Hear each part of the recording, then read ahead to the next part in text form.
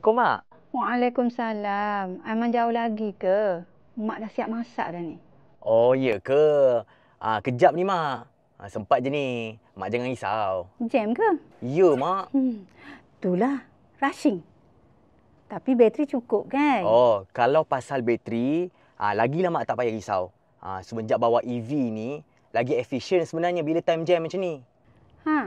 Nasib baik bawa kereta baru Aiman tu. Dah. Drive elok-elok. Okey, Mak.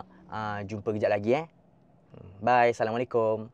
Waalaikumsalam. Semuanya bagaikan turut gembira.